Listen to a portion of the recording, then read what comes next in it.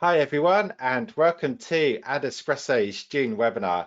As you can probably see on the screen there, I'm Paul, and today we're going to be discussing some strategies on how to scale your Facebook and Instagram ads. So just before we dive into today's training, as always, I get asked whether we're going to be recording this session. We are. So I'm going to be uploading the recording to our YouTube channel sometime tomorrow. So within 24 hours of this session finishing. So just search for AdEspresso on YouTube and you'll see the recording there. Also, this is an interactive session. So if you've got any questions on your GoToWebinar panel, you should see a question box. It might look a bit different to this, but you can type in any questions there. Also, if you want to let us know where you're joining from today, just type that in the chat box there. My colleague Francesca, who's in our Rome office, is monitoring the chat today. Any technical questions he'll help with as we go along, and then we'll go and answer some Q&A between us at the end there. A little bit of background about myself, so you know that I'm qualified to deliver today's training. So I'm Paul, I'm the head of education here at AdEspresso. And if you've got any questions that we don't get to at the end of this session, or maybe you're watching a replay, you're more than welcome to always reach me at paul@adespresso.com. I promise that I try and reply to every email. Then my background in Facebook ads is I've been running Facebook ads for about 10 years now, 5 years of those at AdEspresso, which is part of Hootsuite. I've been privileged enough to audit campaigns from over 1,000 Facebook ad accounts, manage about $2 million of Facebook ad spend per year for clients. I've coached clients of all sizes, so from small businesses spending literally $20 a day on their ads, up to some with multi-billion-dollar revenues. So hopefully all of those learnings I've got over the years from all those different ad accounts, I can pass on some key findings today in this training. Then who's this webinar for? Well, the reason I created this webinar on scaling it's really for people that are seeing success with their Facebook and Instagram ads.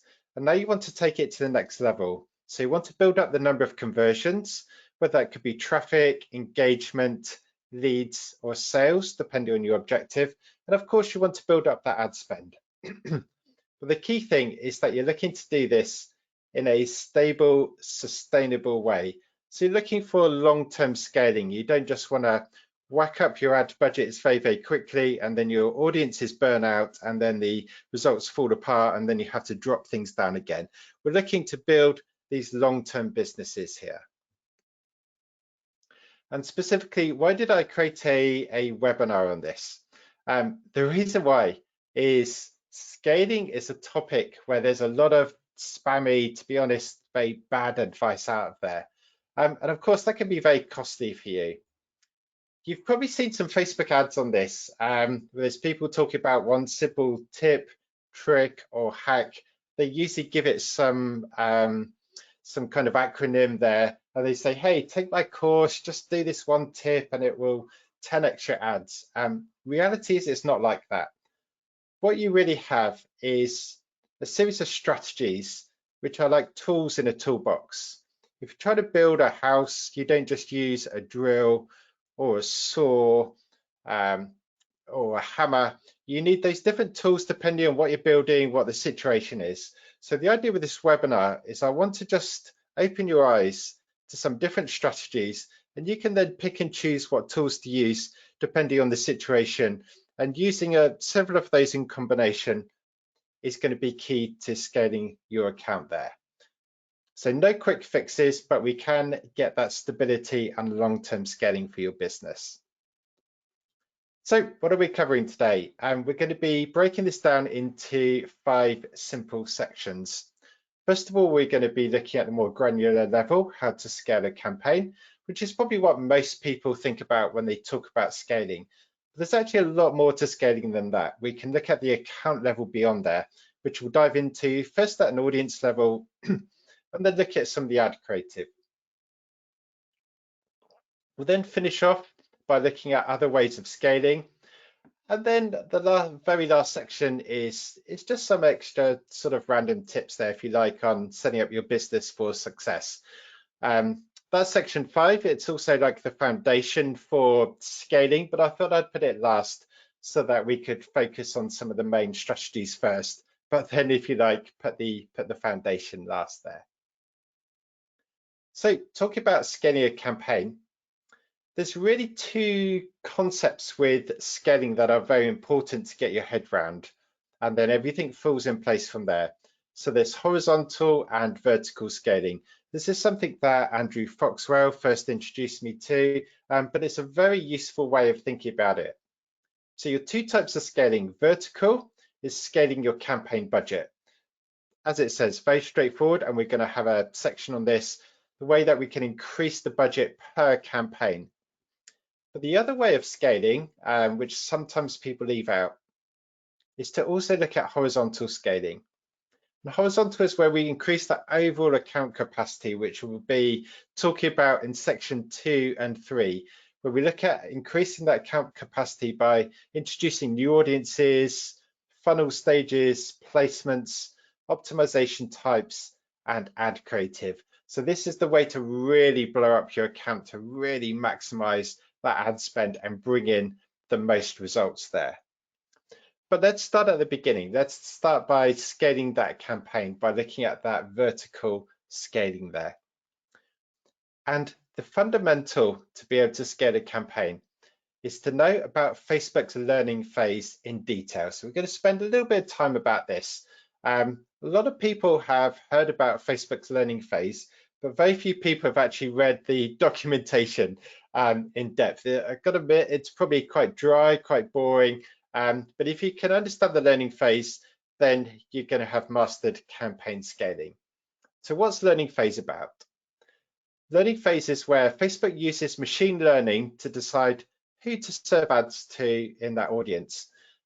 Imagine we start with a broad audience, so we're targeting most people in a country, for example. Then you're probably going to be finding that with the best will in the world, only 10 or 20% of those people are going to be interested in your offer.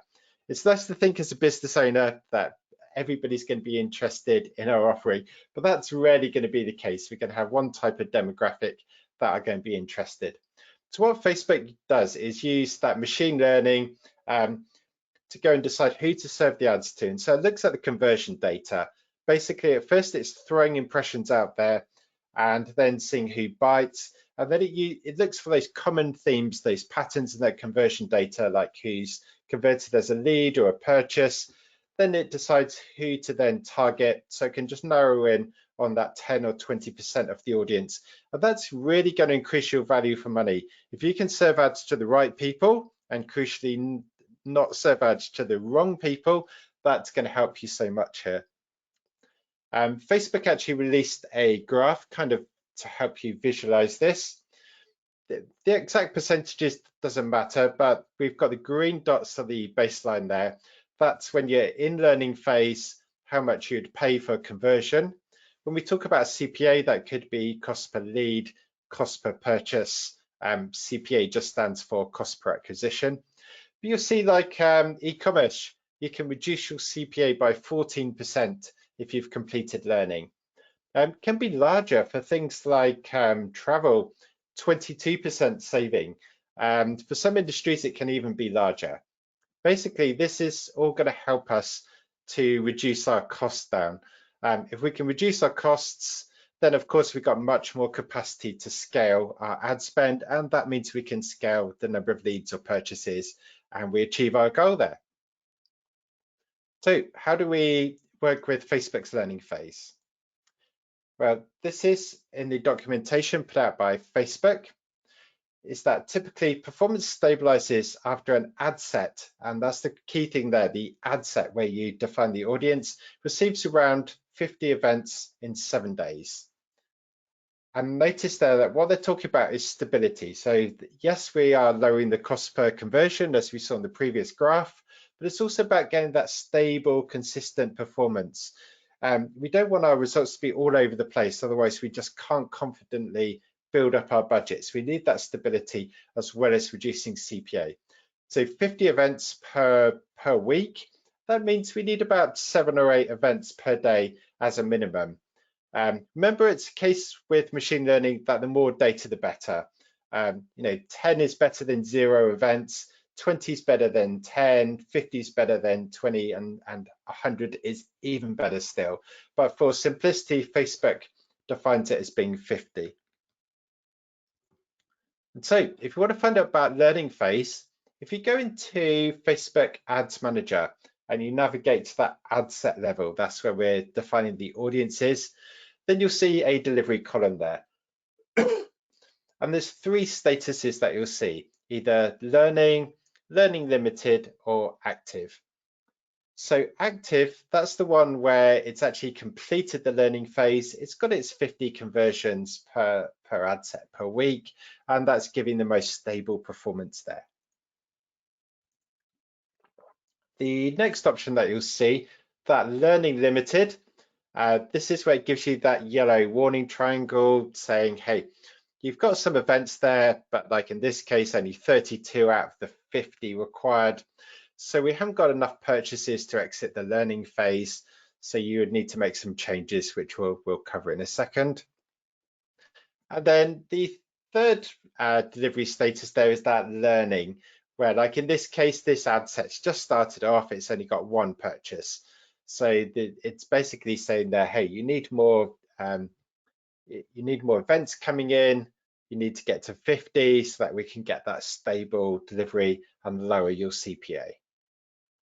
So how do we start working with the learning phase there? Well, first of all, what we need to do is understand what causes a learning phase reset. And so I've summarized from their documentation the things that definitely will cause learning phase to be reset. And this is really crucial. Imagine that we're running this campaign. We've got 25 purchases. We're halfway there to getting that stability, to complete learning, and then we cause a reset, and that's it. We're back at square one. Facebook loses all its learnings, all its memories. So we don't want to constantly have this Groundhog Day where we're back at stage 1 of learning. We want to make sure that we complete that learning phase. So things that definitely cause a reset, any change to targeting, even a slight change like changing the age range slightly to that ad set, boom, back at 0 events there. Any change to the ad creative, that's editing your ads. If we changed our optimization, like from say clicks to conversions, adding new ads in as well can do the reset there. And also pausing, Facebook say pausing for over some days. I try and pause as little as possible for as short as possible, but some days is the official word there from Facebook. Then there's some things which are grey area that may cause a learning phase reset, but not always. The first is changing the spending limit on an ad set. This is where if you're using campaign budget optimization, you can set the spending limits there. Also things like adjusting the bid, or maybe you're changing like a goal for the return on ad spend. And then also a large change in the budget. So what does Facebook mean by a large change? Well, they are very vague on this, but again, this is extracted from their documentation on this. So they're saying like a really small change, like, from $100 to $101, that's not going to reset it, a 1% change. But if you made a really large change from say $100 to $1,000, so you're 10xing the budget in one hit, that would probably reset the learning phase. Now, of course, there's this whole chasm in between here, this big scope between a 1% change and a 1,000% change. How much can we go? That's something you really need to experiment with, and I'm going to give some guidance in a second there. But we also want to think that we don't really want to be shocking the system by giving it too much extra budget at once. So a slow, steady, consistent approach to building up the budget is what we're looking for, rather than dumping loads of budget onto a campaign at once. So now we know what causes a reset and what doesn't. How do we work with that knowledge to really nurture the ad sets so they complete learning? First thing I would say is actually don't set a budget that's super duper high. we need this campaign to be running for a while. So we don't want to be setting a budget super high where you then panic and then alter things before learning is complete. And we'll cover more of this on the next slide, but you need to know what your your tolerance level is, kind of what your risk level is, if you like. That we don't want to be putting too much budget in too soon so that you panic and then you fiddle with things and constantly reset learning. But on the other hand, we don't want to be setting the budget too low because we want to be getting that 50 conversions per week, that's 7 per day as an absolute minimum. So we've kind of got that Goldilocks scenario here. We don't want it too high, we don't want it too low, we want budgets that are right. And that's going to be different for every business depending on your kind of tolerance to, burning through the budget, if you like, there. So don't try and set the budget too low, try and get the conversions, but make sure it's not too high that you panic. Once the campaign's running, try to not make any edits to the ads or add in new ads because that will reset learning. So as much as possible, what we want to do is publish the campaign with all the ads built out and proofread them so that we then don't have to start editing the ads there. And then another tip is don't create too many ad sets or ads. We're big believers in testing at AdEspresso. It's in our DNA, but don't go crazy with testing. Otherwise, we just dilute our data too much. If we've got too many ad sets, then we can't give enough budget to each ad set.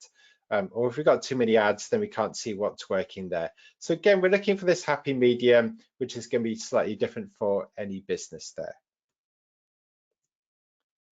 So my kind of process for nurturing that learning phase. First thing, it's actually the hardest thing to do is chill, relax. Try to not check the campaigns too often. Just try and check them once a day if at all possible. And again, this goes back to the previous slide about budgets. Don't set too high a budget where you're panicking and fiddling with things. So we need that happy medium with the budget. Next thing, try and let the campaign run for a minimum of 4 days, preferably 7, so we get some consistent data coming in there. So we give it that time, give it that space. And then what we can then do is start pausing any underperforming ads. It doesn't always have to be in one hit. We can just prune the really bad ads. And then over time, as we get more data, more ad spend coming in, we can then start pausing other ads. But we start knocking out the duds there. And then once we get to that stage where we're getting that stable performance, we know it's working, we can then start increasing budget. I've put here 10% per day. Other people do it different ways, maybe 20% once every 2 days. But you can see we're putting this slow, steady budget increase. We're not just knocking the system out of kilter by dumping in too much budget at once. Also, remember that this could look small, but you get this compound effect. So if you're adding 10% to the 10% to the 10%, you're basically doubling budgets every week. So your first week of the campaign is kind of letting the campaign tick along, build up and complete the learning phase. We then knock out some of the dud ads. We then start scaling 10% per day there. Another tip as well with budgets is certainly it's much easier to scale daily budgets than lifetime budgets. You don't have to do any complicated maths there. You can, to add 10% to your current budget rather than working out what your remaining budget is a lot easier there.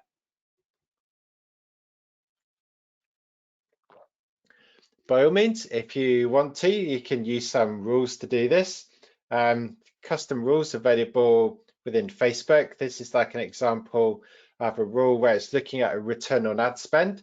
It basically says here for this ad set, if the return on ad spend is hitting this minimum goal of 1.8, and that's over the last 7 days, then you can increase the budget by 10% per day. Make sure if you do use rules, you put that daily budget cap in.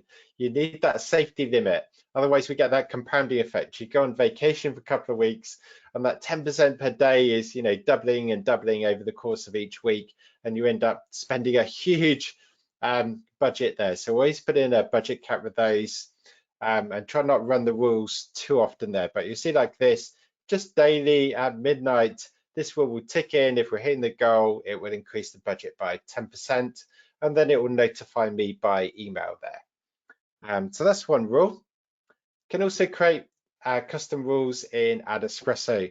Our rules are very easy. You can basically click and build a very simple rule set there. So like in this case, we're saying if the ad set has a CPA lower than $25, then I'm going to increase that budget by $10 until I reach that maximum. Again, I want to put in that maximum of $200. And I'll apply that rule once every day based on last 7 days of data there. So if you're a fan of rules and you don't trust yourself not to fiddle with the ads too often, then that can be a really good way to let the algorithm there. I'll be honest with you, I personally like that kind of manual touch. I don't use rules too much, but I understand some people have got other tasks to do on their business. They're busy, they can't devote every day to checking and scaling ads. So you can use rules if you like. The reason why I like that human touch is sometimes performance might have dipped for a day or two because of external factors that an algorithm can't take in place. For example, maybe it was a public holiday or the weather was really nice and everybody was out and about rather than spending the day on Facebook, things like that. So if you can, that human touch is good, but there's certainly rules there if you want to go and automate your business. No worries there. Then just a final thought really on like budgets. You can set a budget at ad set level, or you can use campaign budget optimization there. If you want to go and increase the budget per ad set using those rules, then you would need that ad set level budget. But if you just want to be hands off and let Facebook decide which audience gets the most budget, you can use CBO. Generally, CBO will be more tolerant of budget increases. So if you're in a real hurry to scale, then CBO is probably less likely to reset the learning phase. Again, there's no hard and fast figures on this. This is just from experience that you can really push the budget quite hard on CBO and not see any learning phase resets there. And then last slide in this section on scaling campaign level is about duplicating ad sets. So this is something that people talk a lot about when they talk about scaling, is they like to scale just by adding in more ads, basically.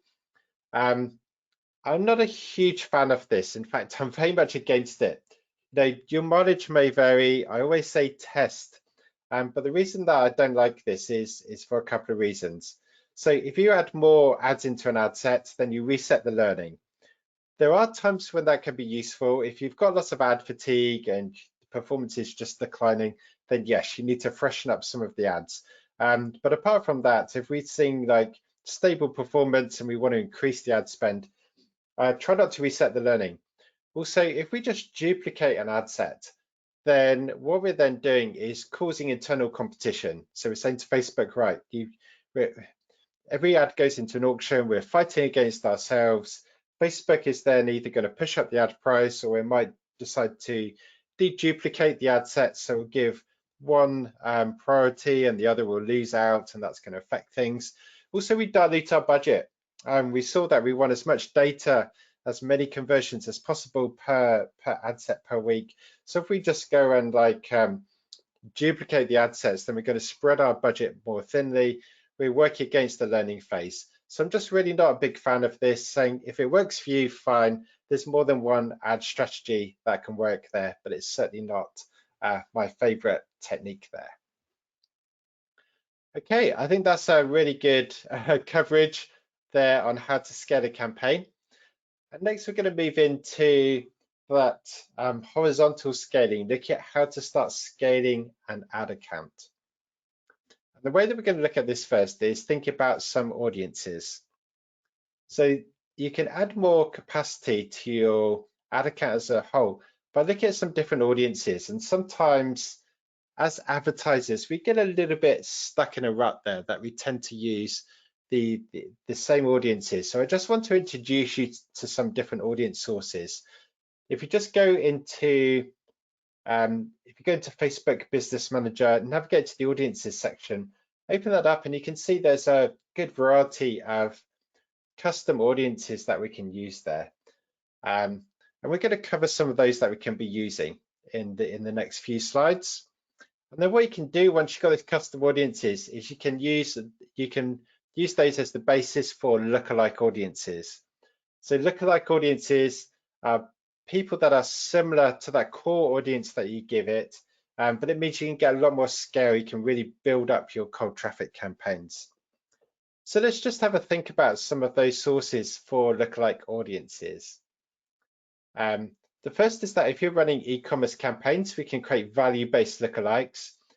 As you'll see on this graphic here, value-based lookalike, it looks at the range of values of purchases. So it's not just looking for the cheapest cost per acquisition, it's looking for people that are going to spend the most.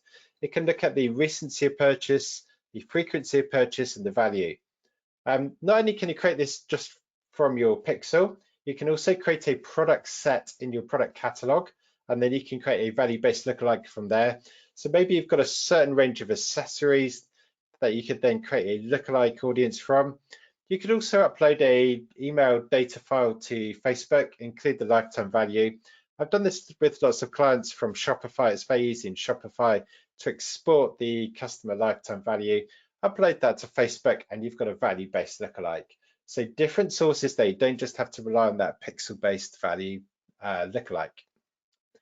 As well for e-commerce, you don't have to include value. You can look at things like purchases in up to 180 days from the pixel. You can look at purchases over so many dollars or your local currency. Maybe you want to filter out people that are buying accessories and just focus on people buying the core product. You can do it by device, like whether on desktop or mobile. You can look at frequency of purchase. You can also move up to the funnel if needs be to events like initiate checkout, add to cart, view content. You're never going to be short of source audiences for your lookalikes there. So you don't just need to rely on the same one all the time. These are very easy to create. When you create those source audiences, you'll see like you can put the retention, the number of days there, and then you get a drop-down menu where you can choose different options. Like in this case, it's looking at people that have just purchased on desktop devices. Another option here is like that frequency, create that very simple equation. Say, hey, I want to look at people that have purchased more than twice in the last 30 days. So I'm just trying to really drill down to my best audience that I can then create a lookalike from. You don't need to be running e-commerce, or even if you are, there's plenty of other sources. For example, if you're doing lead generation, could be creating a custom audience from your on Facebook lead forms, like who's submitted those, and then build the lookalike. You can upload an email custom audience. You can, maybe you're just getting traffic to your website. You can be creating audiences of the top 5, 10, or 25% of visitors by time on site. You could be creating audiences of just general website visitors, or by a different pixel event, or by a subdomain or keyword in the URL. Your audience doesn't even have to go to your website. You can create an audience of Instagram or Facebook page engagers. Then there's other things like video views, app installs. Recently, I've been using custom audiences of people that have engaged with a Facebook or Instagram shop, or event responses. So go wild, create all these different audiences. They're all free to create. Most of them, apart from the email files, will be dynamically updating over time as well there. And then once you've got those lookalikes, of course, if we find success with a certain percentage, we could always try copying the campaign and adding in a larger percentage lookalike.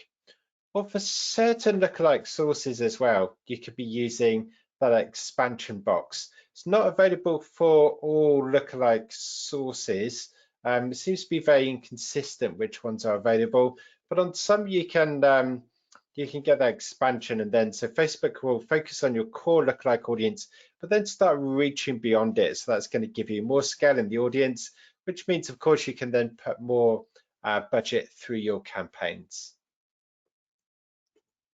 So we focused a lot there on lookalikes.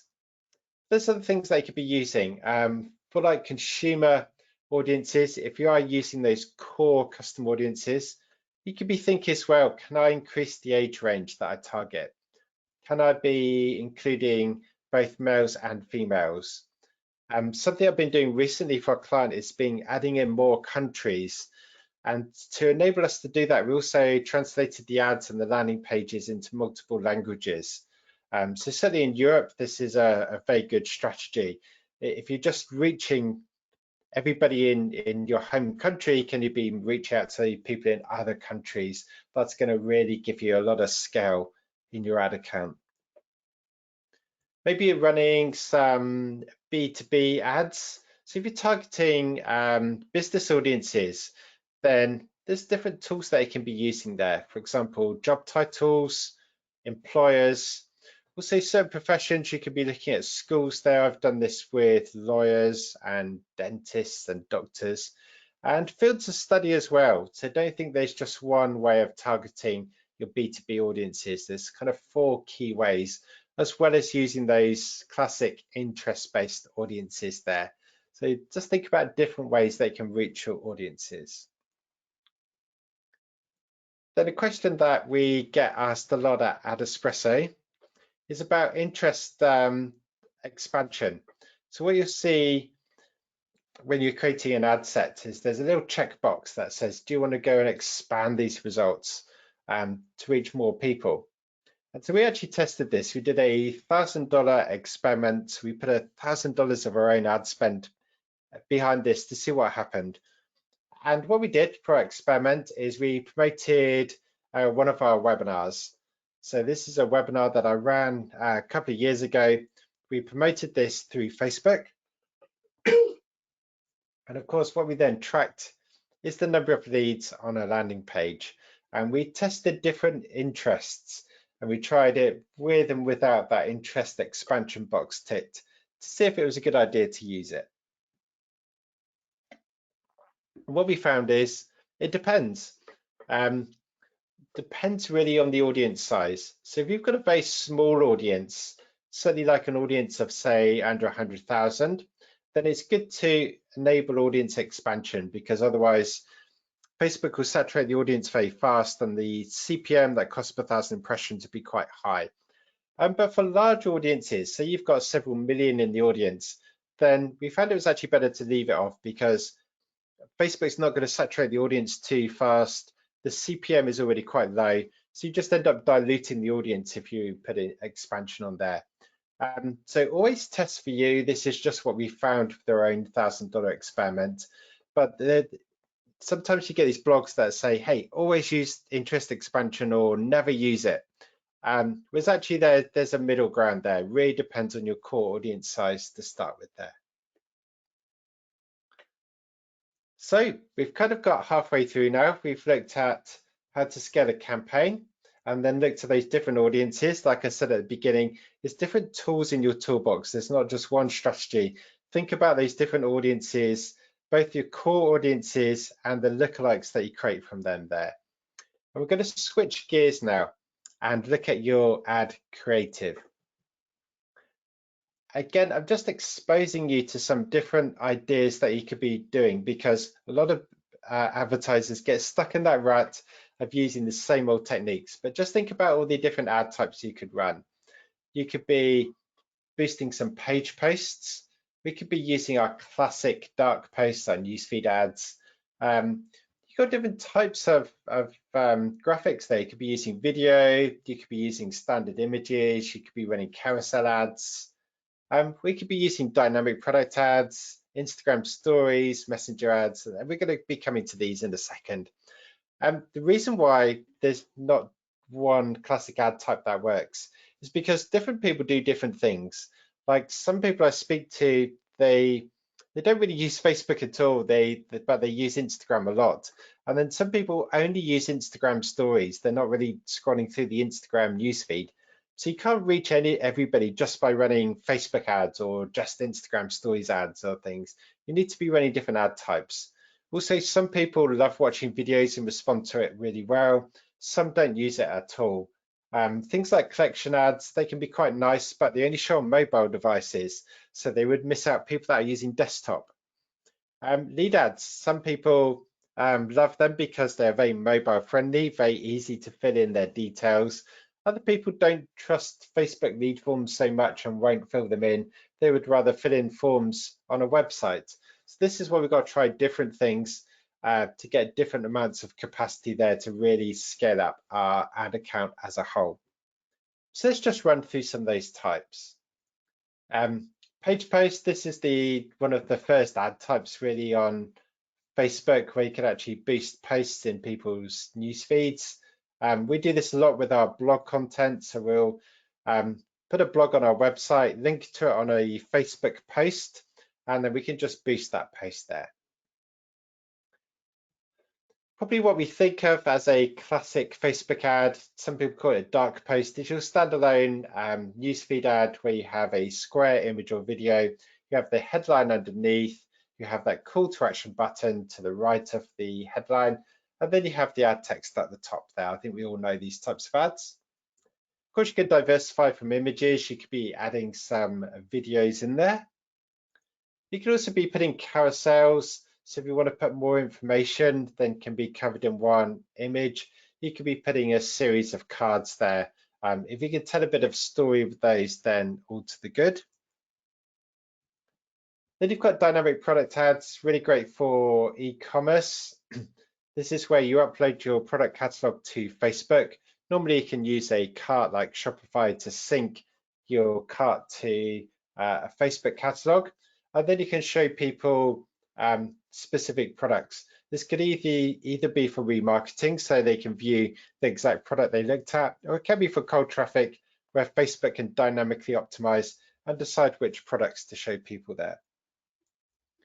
Something overlooked is messenger ads. This is where you can get people to click on the ad to then initiate a message. You can use chatbots as well to start handling that message sequence.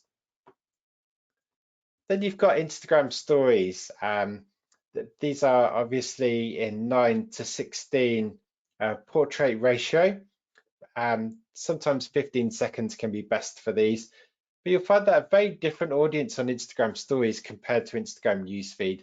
And you get different metrics as well. You'll find the CPM, that cost per 1,000 impressions, quite cheap on Instagram stories. Sometimes the click-through rate or the quality of the click can be a bit lower. So you kind of got to look at all the metrics on your website as well. But certainly I'm putting more and more ad spend through stories.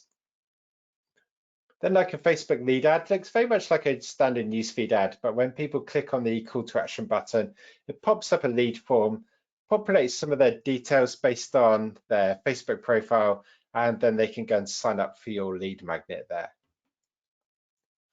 And then final one is the collection ad. This is where you have like a video, and then underneath it, you've got some products from your product catalog. So it's a hybrid between a standard newsfeed ad and a dynamic product ad. There are other types of ads as well. This isn't exhaustive. There are different types of things like app installs, and just if you dig through AdEspresso or Facebook Ads Manager, you'll come across some other ones, but I've sort of just made a list of I think it's about the top 10, if you will. So if you're just getting stuck in a rut using one ad type, think about diversifying so you can reach different people, because there's not one generic type of Facebook user there. Great, so we've covered so far how to scale a campaign, and then think of an introduction to increasing account capacity by using different audiences and lookalikes. And then we're going to increase the response, the engagement, the clicks on the ads by looking at different ad types. And next, we're going to look at some other ways that we can be scaling our accounts. So, different techniques I use at different times. First is that you could be using different optimization types. So say your goal there is to get like purchases, then of course you can optimize for conversions. That's the classic thing to do. But you can also optimize for value. So you can say to Facebook, I don't just want to lower my CPA, I want to attract people that are going to spend the most. And so Facebook will start reaching out to different people there. And you can run those side by side sometimes, especially if the audiences are big enough. So you're having one campaign for conversions, one for value is a nice technique. You could also be running a campaign for traffic. So you're saying to Facebook, right, get me some cheap clicks, and hope that some of those then can convert into leads or sales. And so Facebook are going to optimize each campaign differently, and this is a nice way of adding some scale in. Obviously, always test, always keep a close eye on the results, but don't think that you just have to use one optimization to succeed on Facebook. Another way of succeeding is just try different offers. Again, different people respond to different things. So these are just for some online grocery stores. I picked some UK examples because that's where I'm based. You see like the ad on the left is doing a percentage off. The ad in the middle is doing a bundle deal. And the ad on the right is doing free shipping. So think about these different offers that you could be giving there. For e-commerce, it could be things like that percentage off. It could be a fixed amount off, like a dollar value. It could be that instead of discounting the products, that you give some free accessories or add-ons. It could just be that free shipping code. And then it doesn't necessarily even have to be e-commerce. For other businesses, like with AdEspresso, we could be offering, say, an extended free trial, or it could be like a dollar trial. You know, different people are looking for different things there. Like some people hate paying shipping, so they love free shipping codes. Other people don't worry if they're paying shipping, but they want some freebies included in the ordering. Other people just like to see that saving that percentage or that dollar amount off there. So think about different ways they can attract different people there. So have all these different tools in your toolbox. Take a screenshot here. This is slightly dated, but it's what we used to use some of our lead magnets on the AdEspresso website, just to give you an idea that this doesn't apply just to e-commerce. So you'll see here, we've done different things like using calculators, a bit different to the generic PDF download lead magnet. Webinars like we're doing now, they're good for lead generation. We've done things like free tools, like a compass tool, which was like a free reporting tool. Quizzes, people love quizzes. You think that they've been used for decades by a lot of popular magazines. They work well on Facebook. We've done things like plugins for websites. We've had guides, ebooks, loads of different ways of just building that relationship with prospects there. So don't think if you're like doing lead generation, you just have to keep cranking out loads and loads of different PDF downloads there. There's loads of other ways. And the more innovative ways, the more that we can cut through the noise. There are 10 million other advertisers on Facebook. That's really going to help our ads there. So definitely, if we want to be scaling, don't just do more of the same. Do something different. Test, analyze, and optimize from there. And some other points about being to scale. Obviously, if you can cut your costs down, that is really going to then help you to put through more ad spend. And testing is really important. It's at the heart of what we do at AdEspresso. The whole of the AdEspresso platform is built around A/B testing. This is just an example of one of our $1,000 experiments. We run one of these every month. For example, just testing 4 different call to action buttons on a lead generation ad. We'll see like when we use the download button, it got a CPA, cost per lead, of just over $5 compared to nearly $10 when we had a sign up button instead, and $12 when we didn't have any button at all there.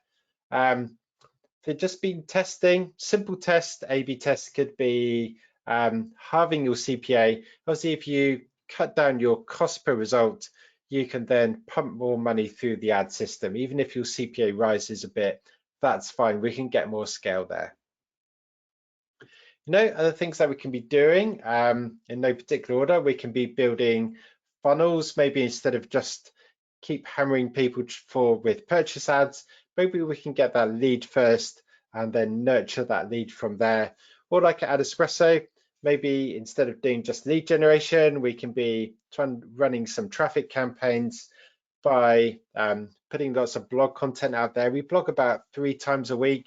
So we put those on our Facebook page, boost those posts, get the traffic through, and then remarket it for leads. So building a funnel is really helpful. We have got a webinar on this, by the way. If you go to adespresso.com/webinars, then you can watch our funnels webinar that I ran earlier in the year. Just some other tips. Don't just think about Facebook and Instagram ads in a silo there. Think about your other marketing tools. If you capture those leads, use those automated email nurture sequences so that you can then convert as many leads as possible. If we've got a higher conversion rate from our Facebook ads, then that means we lower our cost per acquisition, and then we can scale more and put more budget through the system. Great, so hopefully that kind of little list there gives you some extra ideas building on the audiences and the ad creative. And then we're going to round things up today just with a few kind of tips there on how to set up your business for success. So definitely to be successful with Facebook ads, you need to make sure you've got your tracking in place. Again, we've got webinars on this and like how to master the Facebook pixel. I say this because believe it or not, probably about 40% of the businesses, when I have an initial strategy call with them, they just don't have their tracking set up. So how can you scale if you're not confident that you're achieving your goals, your KPIs there? So make sure you've got tracking. Second thing to think about with scaling is just what is your goal? Are you looking for the most conversions, or are you looking for conversions but you need to keep your CPA down? Everybody on the team needs to be aligned, especially this senior team. You've got to, because as you start scaling your ad account, it's likely that your CPA will rise. Does that matter or not? How much does it matter? Where you'll need to be aligned. Are you looking for growth, or are you looking for profit with your business at that stage when you're scaling? Also, what we need to be thinking about is how much can we actually pay, whether your objective is leads or sales. What's the most that we can be paying?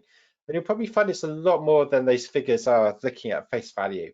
And the reason for this is something called dark social.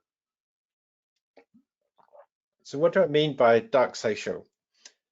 This means that not all of your results are going to be tracking in Facebook Ads Manager. Good example is I saw an ad before Christmas for a nice coffee machine. So I sent the link to my partner via Messenger saying, hey, can you get this for Christmas? She did.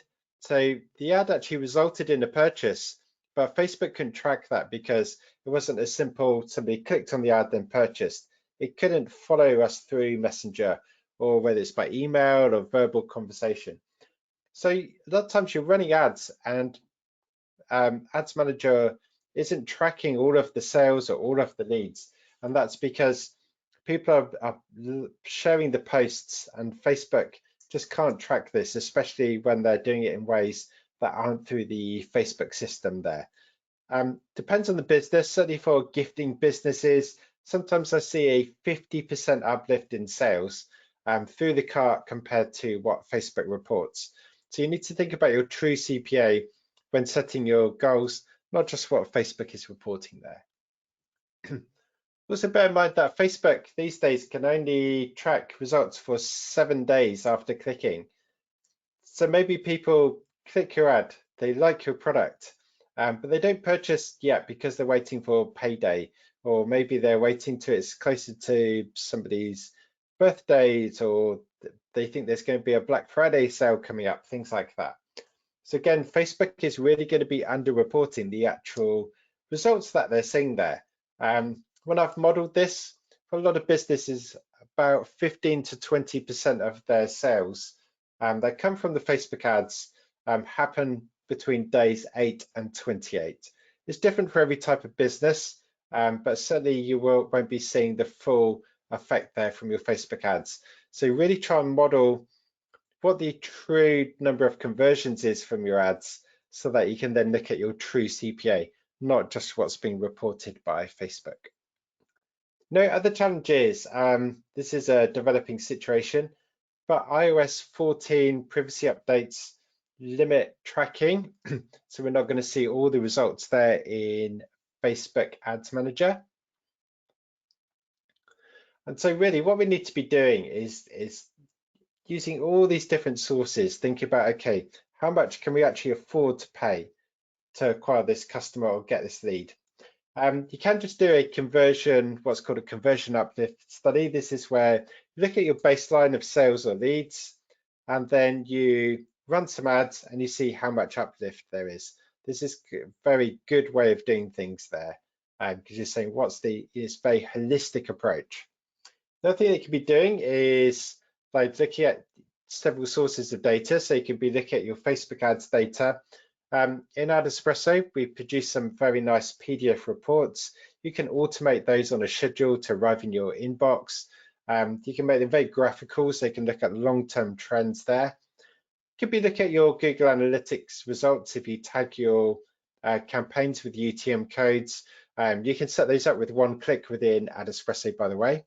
You can also be looking at your data in your back-end systems, your CRM, or in your cart. So kind of use these different sources there to try and get the big picture, so you can see the true extent of what's happening with your Facebook ads, so that you know what your true CPA is. Saying unfortunately, there's not just one way of doing this, but we use all our sources of data together to build up that big picture. Then something else as well, if we want to build more scale specifically for e-commerce, is a lot of people, when they think about this, they just look to lower that cost per acquisition, and then that means they can then just put more money into the system. But lowering your CPA isn't the only way to make more money from e-commerce and being able to scale. We can afford to run the CPA a little bit higher if we increase that average order value, sometimes referred to as AOV. So we want to get that higher cart value. The other thing we can do as well is not just focus on that initial acquiring the customer and try and drive that cost down.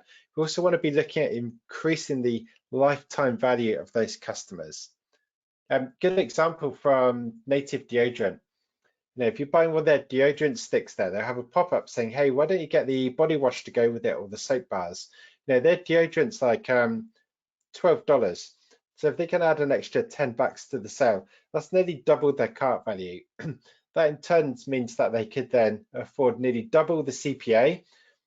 Because they've got more capacity there to acquire new customers, they can put a lot more ad spend through the system there. I don't know the exact figures, I've got no insights to their ads, but it's just an example. If you can increase your cart value, I did this with one client where I increased their cart value by 20%. So we could just have that little extra headroom there to afford that higher CPA, and that allowed us to scale quite a lot with the ads. And it's sometimes referred to the kind of like, would you like fries with that technique? You want to just increase that AOV. And really think about this as your business. Do you stock enough products? I saw a Facebook ad this morning for a really nice lamp. I clicked on it. It wasn't quite the style that I wanted. But that's all they had. They had two lamps on their website, literally. I was like, if you didn't like that style, that's it. It's a wasted click. They've lost the customer. If they had another 5 products, then I probably would have bought one. Do you have enough price points? Maybe somebody clicks on what you like, but they want to be buying a cheaper product or more expensive. Have you got enough sizes, enough different colorways? Have you got those add-ons? The reason why I find a lot of businesses can't scale their ads is not actually to do with their audiences or ad creative. It's actually to do with their business. So people click through, they can purchase one product and that's it. They've then got nowhere to go. I know a lot of mattress companies have been having lots of problems where they put some ads out there. People love their pillows or they love their mattress, and then that's it. They've got the sale. They're done for the next 10 years. They've got their mattress and they don't get the repeat purchases. And so some of them can be struggling with profit there. So think about your business before you run ads and scale. Can you get those repeat purchases? Can you make sure that every click is going to turn into a purchase? Then look at lifetime value here. This is from Facebook Analytics and just gives an example from one client. Basically what it's saying there is you've got on the left-hand side there, column 0, this is the first week when somebody makes that first purchase, and like a blended average in this case, $29. But looking on the right-hand side, after 3 months, which is 12 weeks, that CPA is actually double. So the actual the lifetime value is doubled to $60. So that means that we can look at this and say, right, okay, we might not make money on the first purchase. We just want to break even when we run these ads. But that's fine because we know people on average are going to come back and double their value. By the way, this is from Facebook Analytics. Unfortunately, this tool is going away at the end of the month. So if you're watching the replay, you might not be able to use this tool. But I consistently see this for a lot of brands. They kind of double up within 3 months. So it means that they can afford to pay a lot more for that CPA. So let's kind of finish up by giving an example here. Imagine that you are a business owner and you've got a product that's selling for $50. And so you're thinking, right, okay, I need to double my money. So I'm going to set the CPA at $25. So you go to the person placing your ads or your agency and say, right, you've got to hit $25 there. Now imagine that the agency is running the ads there and they actually find that the CPA is $30. That's what Facebook's reporting. So what do? You need to hit that $25 CPA, but Facebook ads is saying, no, it's $30. So of course you've got to pause the ads and that's it. Your revenue dries up, your business isn't scaling, and your ads certainly aren't scaling there. You're having to pull ad spend. But imagine instead we do some proper analysis on this. And we're seeing that actually from dark social, we're getting those additional sales. And in fact, we're then getting people not just buy that cat bed, they're buying loads of other pet products. So the actual cart value is a lot higher than just $50. And also they're coming back and they're purchasing time and time again. Maybe they're buying some pet food. And so actually we can set our CPA much higher because we've got that confidence. We know from the extra products that people are buying and they're coming back, those repeat purchases, we can set a higher CPA. Now, if you're hitting that CPA of $30, then instead of before saying, right, we've got to pull all the ads and the business just grinds to a halt, instead we're consistently hitting our CPA, our new CPA goal. So we can just keep scaling. And when I've done this for businesses, we've literally doubled the size of the business year on year on year for 3 years in a row. So setting a true realistic CPA, not just on what Facebook reports, is essential to being able to really grow those businesses there. And some final thoughts on this, just to round up the webinar. Make sure you've got enough inventory. When I scale ads for clients, the actual biggest challenge I run into is that they then just run out of inventory and we have to pull the ads. So make sure you've got enough inventory before you're scaling. Next thing is just being realistic with benchmarks. Every business is different, but quite often your return on ad spend for e-commerce from the initial ads, as you see, you kind of double up. So you've got that 2x return on ad spend. No, there are outliers. I've got clients that run at 8x and 10x, but overall 2x, maybe 3x is what we see a lot of the time there. I think it's very important to be realistic with benchmarks. There's a lot of these spammy blog posts that say, hey, take my course and do this one quick trick and you get a 10x. Probably not going to be the case. So yeah, you might well have a business that's well above 2x, but it's good to have some realistic expectations there. And then think about some industries. Some industries just have very high CPAs, and so you need to factor this into your business model if you want to be scaling. So for example, SaaS companies, as in software as a service, the general calculation is that your cost to acquire a new customer will be 1/3 of the lifetime value.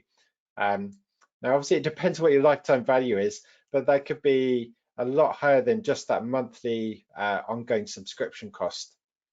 We've also done a lot of work with physical subscription boxes. We've seen these subscriptions for, you've probably seen them for like razors or coffee or socks.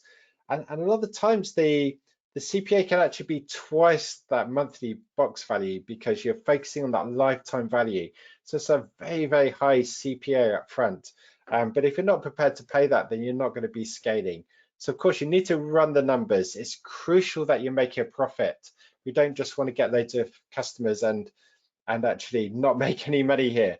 But just be aware that your return on ad spend for initial ads could be low and that your CPA could be quite high there, and really focus on reducing that churn for subscriptions. And then how much can you scale? There's no hard and fast figures, but I certainly find that in the US, above kind of say 2K a day, so about 60K a month, it does get harder to do that while maintaining the same CPA or the same return on ad spend. I'm not saying you can't do it. I've actually scaled accounts well into the multiple hundreds of thousands a month, but it does get harder and your CPA will get impacted and your return on ad spend will drop there. Now, although Facebook has got large audiences, it's not an infinite kind of money printing machine. There is a limit to how much you can scale before it then runs out of the low hanging fruit and it gets a bit harder there. So thank you for joining me today, and I hope you find those tips useful. Just let you know about some services that we've got that if you think, hey, this is great, but I need some help with this. If you're an AdEspresso customer, then in the services tab, we've got some services there to help you get the most out of your campaigns. You can get a 10-minute tactical video, making sure you've executed a campaign properly. This is available for both Facebook and Google Ads campaigns. And then we also do some strategic sessions, so these one-to-one kind of power hours. You can ask us anything and we can be covering anything to do with your overall strategy. Again, we divide this into either Facebook or Google Ads sessions there. And we also have a concierge service. This is our white glove service. A bit like an agency where we can actually run some of the campaigns for you and implement some of the techniques firsthand that I just discussed in today's training there. If you're interested in those, you can go onto our website. If you go to the tour page, adespresso.com/tour, there's a section there on our different marketing services. So normally I'll take Q&A, but I think unfortunately we've run out of time today. There was so much to cover in that session.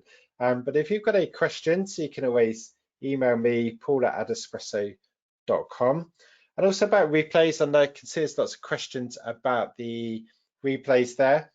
So just to let you know, I'll be putting this, I'll upload the replay to our YouTube channel, which is just search for AdEspresso and you'll find it there. And I'll upload this tomorrow morning UK time, so basically within 24 hours of this webinar finishing. So thank you everybody for joining us. I appreciate you sticking through this whole training, and good luck with your next campaigns and good luck with scaling your accounts.